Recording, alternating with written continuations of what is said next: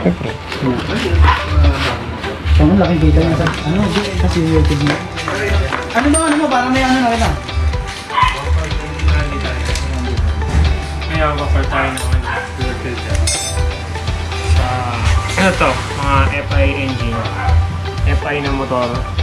Napalitan to tuwing 15 to 20,000 kilometers. Ito nga pala si George, yung tama.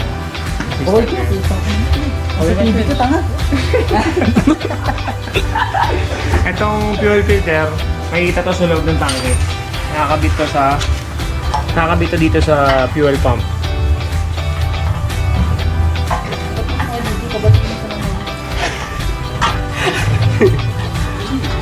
So, ito yung fuel filter. Nakakabit to sa fuel pump. Kaya makikita natin, ano na, medyo madumi na yung filter. Mga kulay itim na. Kulay Joed na to. Ito yung ipapalit natin. Ito yung ano, yung pagkakaiba. Bali yung motor na to, ano na to 19,000 kilometers. First time niya magpalit ng filter. At saka nalinisan na rin natin kanina yung CVT panggilid.